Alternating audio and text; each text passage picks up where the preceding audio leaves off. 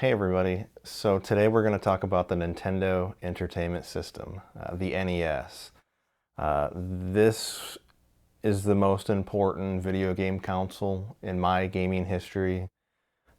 It's really where it started. Like I said in the video with the Atari, it was really just another toy. It was another option that we had to play with. And when the Nintendo came out, everything changed. There was a dynamic shift from me wanting to play with action figures and other toys to me wanting to play video games. And it was the Nintendo that really started that. I'm trying to remember when I first saw one, and I've been trying to narrow it down. I think the first time I saw one was in 1986. There was a local toy store in the town that I lived in called Toys Plus. And when you walked in to the front doors of the store, it was kind of like walking into a Toys R Us, in that when you walked in, there was a shelf to your left, there was a shelf in front of you, and so it forced you to walk along that front window of the store, and then you had to go around the shelf to get to all the rest of the toys. And I remember seeing a display for the Nintendo, and it had the Zapper, the two controllers, and it had Rob. But I don't think I actually knew it was a video game system at the time, because I remember seeing that display and I remember seeing Rob and thinking a toy robot. I don't really have any memory of me being like, oh my God, look, it's a Nintendo that plays video games. Like, I distinctly remember seeing that display. It was one of the official Nintendo displays that they had, where they had everything all laid out underneath. It was probably plastic, or that plastic dome thing. And I remember seeing Rob, and I remember thinking, it's a toy robot. And the reason I think that was 1986 is because when you walked into that store and you walked down that aisle, like it forced you to go down that aisle, I remember there being Rambo, the Force of Freedom? Yeah, Rambo, the Force of Freedom toy line, which debuted in 1986. And I remember that being prominently on those shelves when you walked in. And when you walked past all those shelves and you got at the end where you would turn and go into the main part of the store, the store owner had a fully assembled G.I. Joe USS Flag aircraft carrier. And if you're not familiar with G.I. Joe that much, it's the biggest playset they made for G.I. Joe. It might be the biggest playset that's ever been made. The thing was like 7.5 feet long because it was based off of a Nimitz class aircraft carrier, and it had to be big enough to land G.I. Joe Sky Strikers on top of it, which were based off F-14 Tomcats. And so this thing was fully assembled, and he had it sitting on a circular table, and then somehow he had attached like plastic. Like there was a hard sheet of plastic that went around the whole table, and it was high enough so that you couldn't reach in and touch it, but you could walk all the way around it and see all the features. And the flag came out in 1985. So, based on those two things, based on seeing those Rambo toys that came out in 86 and the flag that came out in 85, I don't know when in 85, but I'm guessing it was sometime in 86 that I saw that NES display. And like I said, I didn't know what it was. I just remember seeing Rob and thinking it was a toy robot. And we didn't shop at that toy store for long. It ended up getting robbed and going out of business, which was really unfortunate. But we did shop there for a little bit. I remember buying G.I. Joe figures there. I'm pretty sure that's the first time that I saw one. I don't remember the first time that I played one. If I had to take a guess, we shopped at Target, and Target usually had the display kiosks where you could, play systems. Because the first time that I played a Game Boy and a Super NES, it was both at Target. I don't really have a clear memory of them having an NES kiosk there. I think they did. That Target doesn't even exist anymore, and I remember certain things about that store. I do remember that in that store, it was the first place that I played a Game Boy. It was a different Target where I played the Super Nintendo. I was I was just crazy for that thing. We would occasionally rent one. The local grocery stores you could rent movies and video games from, and you could rent a full Nintendo Entertainment System from them. It came in a black clamshell case with foam in it. And I don't know how much it cost, but I'm sure it wasn't too cheap. It didn't happen very often. I can only remember one time that we rented a Nintendo when I was at my dad's house, and I remember a couple times that we did it when I was at my mom's house. The one time we did it at my dad's, we all took turns, and we were playing Super Mario Brothers and Duck Hunt. And as soon as you died, it was the next person's turn. And I'm killing it in Super Mario Brothers. Like, I'm getting to play quite a while before it was the next person's turn. And then somehow we, I don't know, figured up points or something. I don't know if we went by score, but anyways, out of the four of us that were playing, I won our Super Mario Brothers thing. And then when we played Duck Hunt, my dad won. And I remember being a little bummed about that, but also remember thinking, well, he's an adult. He actually goes out and hunts. He probably should beat me at Duck Hunt. But again, we rented those occasionally. There was also a local video game store, and you could rent them from there too. And I think you had to put a deposit down on those things. Like I would guess it was like $100 deposit. But it was a really special night when we got to come home from the store with one of those things and maybe another game. Actually, one time that we rented those, I also got to rent Mega Man 2. I can remember taking that home and just having a blast. So it felt like I was the last person in my class to get a Nintendo. Like, I can remember being in third grade, and I didn't have very many close friends. I'm kind of a one friend guy, and Chris was the friend that I had in first grade. He'll come up quite a bit. He was a single child, and he didn't get like a load of video games, but the things that he did get, I didn't have, and a lot of the times the things that I got, he didn't have. So it really worked out really well because we could come over to each other's houses and play each other's stuff.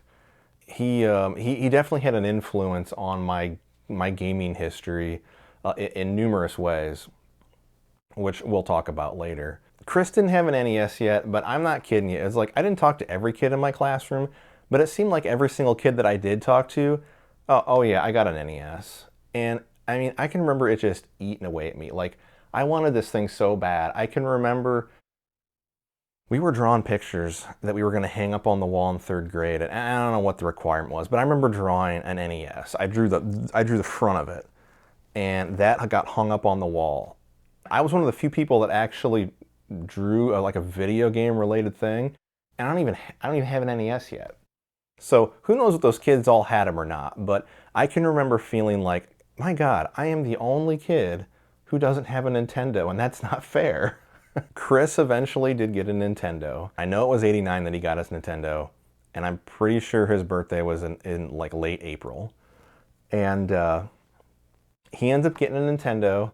He calls me up, and I'm like, Mom, can I go over there? Chris got a Nintendo.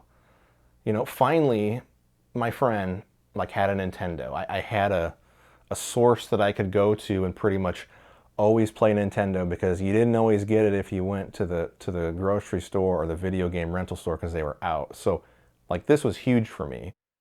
And Chris's house was maybe a mile and a half away from my house. And I mean, it was like, we got to get over there right now. And so my mom takes me over there, drops me off, and I can remember coming inside and Chris is yelling at Super Mario Brothers because he fell down one of the pits. And his mom opened the door and I came in, and she goes, she's like, if you don't stop yelling at that video game, I'm going to turn that thing off and take it away from you. That started like our whole gaming pastime. Before the NES, I would go over to Chris's house or another friend's house, and we would play with toys, action figures, shoot basketball, ride our bikes. Once the NES came out, that completely changed. Every time I went over to a friend's house, we were playing video games. until we'd fall asleep. And that's the way it was from the NES all the way through high school. That was it. It was go to friend's house, play video games until we like passed out. Get up in the morning again, start playing video games until I had to go home. That was it.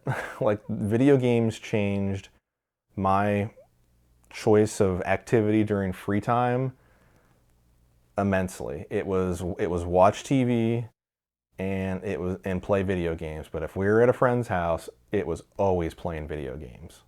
Always. We didn't do anything else unless we, I don't know, had no games to play. There was times we did some other stuff, but it must have been because we didn't have any games to play. Usually it was in the wintertime when it snowed, we'd go sledding, but that was it. You know, we're gaming. Chris ends up getting his NES in April of '89, and it's like killing me. And we're at dinner time on a Sunday night. I don't think I talked to my brother about this. I might have. I finally asked my mom and my stepdad, can we get a Nintendo? I asked on that Sunday night, and they didn't tell us, you know, they said, oh yeah, we'll think about it. You know, the typical thing that you hear from your parents, oh yeah, I'll think about it. That whole week went by and they didn't say a word. Like, that was the longest week of my whole life.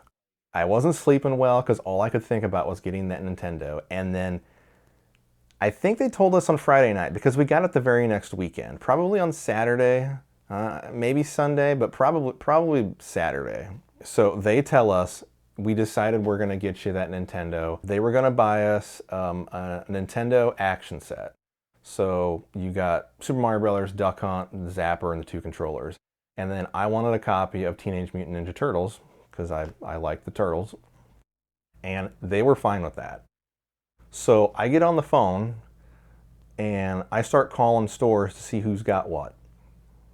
On the other side of town from where I lived, there was a Target and a Toys R Us right next to each other.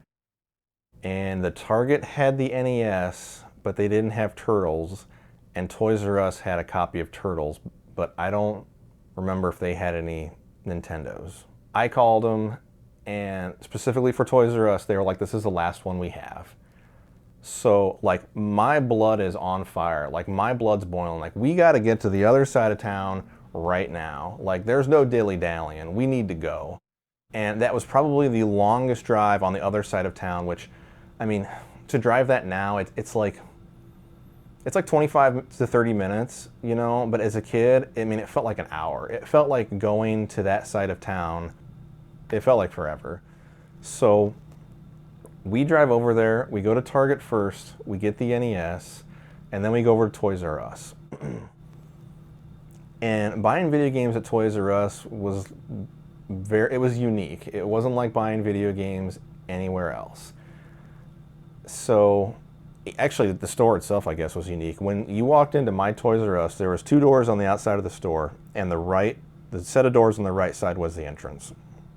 You walked into those set of doors, and there were shelves to your left, and there were shelves in front of you, and it was all seasonal stuff. So you'd walk into the store, turn right, go past all the seasonal stuff, go around that shelf, and that very first outer wall was all board games. And I mean stacked up, like it was huge. I mean, I'm sitting there looking at all these board games. So you got all these board games on the outer wall.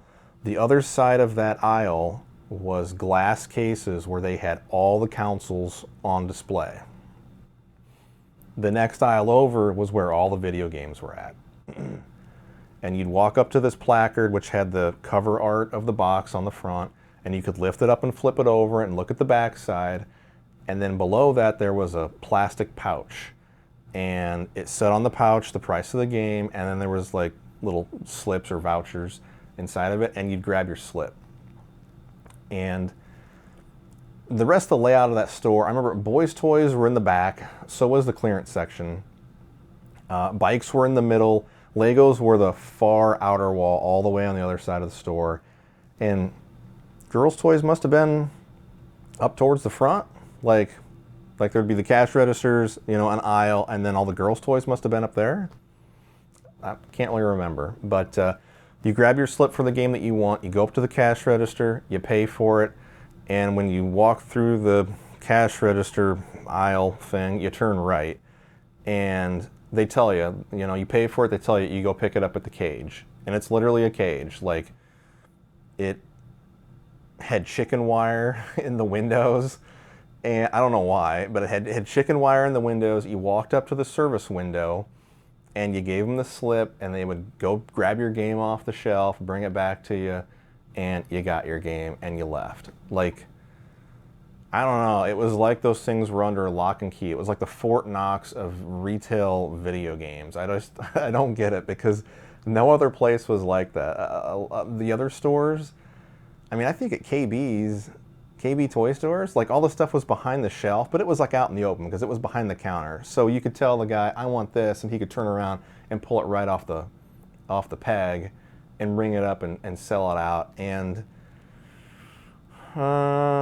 Target, I don't remember. They might have had a glass case that they kept everything in, and then they'd unlock it, slide it open, grab your game, and take it out. I don't really remember how Target did it. But a lot of their Game Boy stuff, it seems like it was under a glass countertop. We get our NES, get our copy of Teenage Mutant Ninja Turtles. We stick them in the trunk of the car, and there was a main thoroughfare that went through, or that went alongside that Target and Toys R Us. On the other side of those streets was the mall for that side of town, because we had two malls, one on the west side and one on the east side. So we go across the street and we go to the movie theater because Ghostbusters 2 is in the theater right now. And I know some people don't really like Ghostbusters 2. I like it. I like it just as much as the first one. I think it's great. I still watch it to this day. I mean, I can see why people wouldn't like it as much as the first one, because the first one is just so much of a perfect classic. And the second one's kind of dumbed down. Not dumbed down. It's more for kids, I guess. And so maybe that's why people don't like it, but I like it. So, you know, all in the same day, I get a Nintendo, a copy of Teenage Mutant Ninja Turtles, and I get to go see Ghostbusters 2. Like, I was on cloud nine. Like, it was like the greatest day of my life. And when I asked for this thing, my brother's birthday's in the spring and mine's in the fall, and this was the middle of summer. So there's no holidays, no birthdays or anything, and my parents, you know, they went out and spent money on that action set plus an extra game. Like, every time we would go to Target, I would ask, you know, can I get a toy? Can I get an action figure? Can I get whatever? You know, we're talking like $4, and I'd get shot down, you know, all the time. And so I didn't really think there was any chance of me getting this thing. And when they told us we were actually going to get it, I was completely floored. I'm pretty fortunate that when I got my Nintendo, I got 3 games to play with it. And say what you will about Ninja Turtles. Some people like it, some people don't. I'm kind of somewhere in the middle. I do enjoy the game. But I mean, the real game that we want to talk about is, you know, Super Mario Brothers. So this is not my original Nintendo or cartridge. We always had to sell our stuff to get the next thing. It's really a bummer. I only have one video game system from my childhood. I've got one controller, and I have one video game system, because that video game system, for whatever reason, we moved. The cables and the controllers all got lost. So all I had was the console itself. My first purchase on eBay was actually buying new controllers. It was actually a whole used set, but all I needed was the controllers and the cables for it. But that's it. Everything else that I'm pretty much going to show you, it's all stuff I bought afterwards, because we always had to sell our old stuff. So anyways, I'm rambling on here. But Super Mario Brothers is such an incredible game. It is, you know, I had never seen anything like this. You know, what I had talked about in that previous video, talking about Atari games, you know, a number of the games that I had were single screen games. A lot of them didn't scroll. A Chopper Command did scroll, but Pitfall didn't, because when you ran to the edge of the screen, it would just load a new screen on. And then eventually you'd see the same screens over again. So Super Mario Brothers just blew me away. Like, I had seen nothing like it, and there was depth there to it. You had these levels and worlds and secrets, and we'll talk about some of the stuff about the game. My plan with these is that I want to sit here and talk about stuff, and then I actually want to play the game and talk about the game as I play it. So I don't really want to say too much, but that game just blew me away. I mean, it was something that I did not get bored with. I could play and play and play and play, and I loved it. The thing that always bothered me, which time, you have no sense of time as a kid. So I'd get to play on the Nintendo, and I wouldn't have a clue how long I'd been on there. But, I've got my younger brother, and then my dad ended up getting remarried, and so I had a stepsister. And so when we went to my dad's house, the reminder was, all right, Jason, now you need to share, and those other two need to play. And they always hounded on me about that, and I hated it. I'm like, yeah, I know. But in reality, they were doing the right thing, because I would get on that thing, and I would just zone out. And I would have so much fun that I couldn't even tell you how long I'd been playing a game, and they would have to sit there and wait for their turn.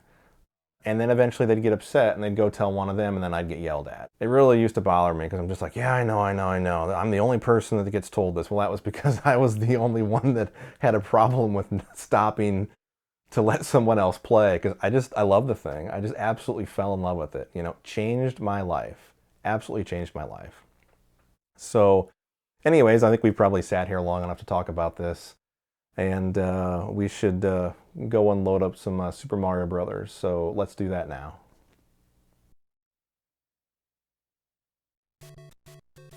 All right, so we are playing Super Mario Brothers. Like I said earlier, this game absolutely blew me away. I'm a very visual person, and the visuals to this game it was just unbelievable. Like what I had seen playing the Atari, and then to come from single screen Atari games that visually weren't all that impressive to this was like this humongous leap in technology. And since we're playing World 1-1 here, first impressions count. And this level is really, I won't say it's perfect. This level it's designed very well. It introduces you to, just a few enemies. You get power-ups, there's secrets. It just starts getting your feet wet for what you're going to encounter in this game. And then, if you didn't go down any of the pipes, like I just did, the second world, it shows you the underground levels. I've got a story about this level here that we'll get to here shortly. So, as a kid, you are always trying to, discover your limits, discover what the boundaries are of whatever you are doing. And for me, that was no different when I was playing video games. So, we'll see if I can do this without messing it up.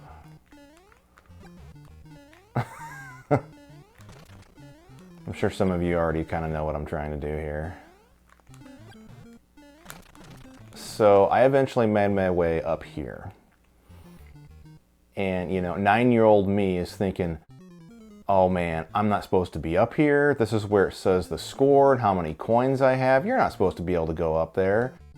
Until I kept running, and then I got all the way to the hidden warp zone over there, and the disappointment was real, because I was like, oh, you are supposed to be able to go up there. I thought I had done something I wasn't supposed to do, because that's what kids do. They need to figure out where the limits are of everything that they're doing. So I was slightly disappointed that I hadn't actually outsmarted, the developers that were like over twice my age. So these tree levels, I like them. They got a lot of platforming in them, but they're kind of like, the trees are weird. The tree just stops, you know, and it has a platform at the top of it. Which I always thought was kind of visually weird looking, but I liked the, you know, all the different platforming that you got in these worlds.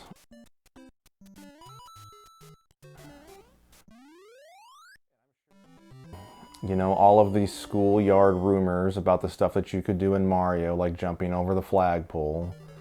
I heard that on the, I don't know if it was at, I don't know if it was during lunch or at recess. Oh boy. That, I heard someone claim that, yeah, you can jump over the flagpole. I do remember somebody telling me about the fireworks and going home and trying it because, dang. At that point, I had not discovered the trick with the fireworks. And, oh boy, oh my God.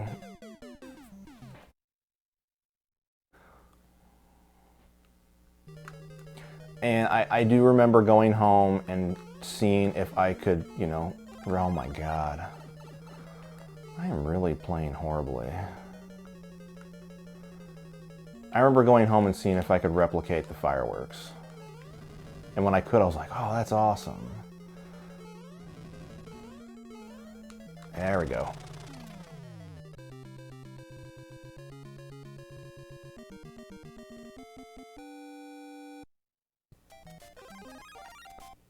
But the one thing that amazes me too is like how important this game is to the video game industry itself.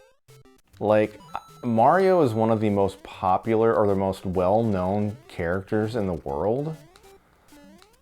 You know, and oh my God. And you know, you've got characters like Mickey Mouse and Mario is and Mario is just as well known, if not more. I don't remember who's more well known, but that is really impressive. You know, for this hobby that I think it still gets shunned upon, like people still, oh, they're a gamer, you know, it just, in fact, the current position that I hold now at my job, when I had an interview for that position, one of the people that interviewed me, one of the reasons they said I was unfit for the job was because I was a gamer. Now this person, you know, is like 20 years older than I am, and they don't play video games at all, but it just, I don't know.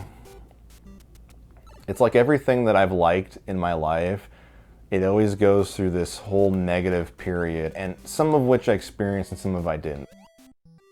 You know, I like comic books, you know, and back in the, was it the 50s? 50s or the 60s? How, I can't remember the name of the book, Seduction of the Innocent, where basically, you know, if you read comic books, you were going to be this horrible person and you just weren't going to contribute to society, and you know, comic books are evil. And then my favorite genre of music is metal.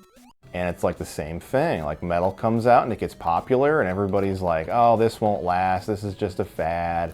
You know, people that listen to metal are subpar, I don't know, they don't have good taste in music or something. And, you know, and then there's the whole video game thing, which video games are still, I mean, compared to other forms of, you know, entertainment like music and movies, video games are still pretty young. Oh my God, and then Nintendo comes along and really, you know, restarts the video game industry, and we have Nintendo to thank, you know, in my opinion, we have Nintendo to thank for actually even having a video game industry today. I mean, oh my God, maybe I shouldn't be talking when I play this level. And I don't remember where I was going with that. I totally lost my train of thought because I was trying not to get killed by whatever those things are, flying fish. I suppose every form of entertainment goes through its, you know, growing pains. The generation before it that just doesn't understand it and just wants to, you know, doubt it and call it evil. But yeah, video games really, You know, they really changed my life. You know, like I said, when I would go over to friends' houses, we would play with, you know, toys, action figures, and ride our bikes. And then when video games came out, that totally changed, you know, and it stayed that way. It just, they became my favorite pastime, and I can credit all of that to this game. Like, this game is amazing. All right, so this world, I don't really like the palette swap. I guess it's supposed to be nighttime in the Mushroom Kingdom. I don't really like the silver trees and the silver pipes. And I actually should have talked about this earlier. So I guess I kind of did when I was talking about, you know, first impressions for World 1-1. You know, the majority of our games back then, there was no way to save. So you always had to play the same things over and over. And so there's, you know, there's games that all of us really liked where we played that first level over and over and over. And it's, for a lot of people my age, I'm guessing that, you know, World 1-1 is probably, oh geez, it's probably that level for them. You know, it's that level that they played so much. And what I always find interesting is younger generations of kids, you know, what their World 1-1 is. What's that first level of a game that they had to play over and over and over? It's like, it's this iconic first level that is awesome. Oh, so here's the part where you could get, you know, 99 lives, which I was never able to do. I tried for like 10 minutes and then I just gave up. I got bored. I'm just like, yeah, I can't do this. There's another game that we're going to talk about much later that, for me, also has a very, very important or very iconic first level to it that I just played over and over and over and never got bored with it. It was like coming home, you know? It's like just this good feeling of firing up this game and being familiar with this first level. And it's just like coming home after vacation or something like that. It's a good feeling. I really like the music in the castle. I like how the tempo's increased and you get this feeling of dread. You know, the music was really important in this game because you were going to be constantly hearing it. Like, they nailed the music. The overworld levels, you know, the classic Mario theme is great. The underworld level is fantastic. This upbeat, oh geez, this upbeat tempo of the castles. They nailed all of it. Like, it's music that you can just listen to, and even though you hear it over and over and over through the different levels in this game, I never get tired of it. Oh god. So the flying fish or whatever they are, that level's not that bad. This level, like, this guy annoys me because he can get ahead of you and totally ruin your day. And I gotta say, I think I actually hate the sun from that desert level in Super Mario Bros. 3 even more. Doesn't he got that like stupid grin on his face, and it's just like, you're rushing through the level, and it's just like, you know what, you can oh man. I don't like that sun. So this jump right here, I can remember this jump giving me a lot of problems as a kid. This is like the first really like technical jump that you have to do in this game where you're gonna fall into a pit if you screw it up. I can remember having issues with that. I'd jump and I'd slide off that other platform. I don't even know if I could get to this world when I was a kid, you know, without using warp zones. And I am one that used warp zones. If I'd seen the worlds and played through them at least once, I would use the warp zones. I know this is really boring for you guys. Does this actually take me to a warp zone? Oh, crap. So I didn't actually mean to do this. I forgot that there was a warp zone back here. So I guess we're going to use a warp zone. I don't know. Whenever I get in those underground worlds, I just always feel the need to get up there and run up where that score is at. I don't know. I guess I'm trying to relive my past, and by going up there, I just always do it. You can kind of see a trend with not just Nintendo games, but you know, if you look at Mario Brothers, Zelda, Contra, Castlevania, they kind of switch things up for the sequel.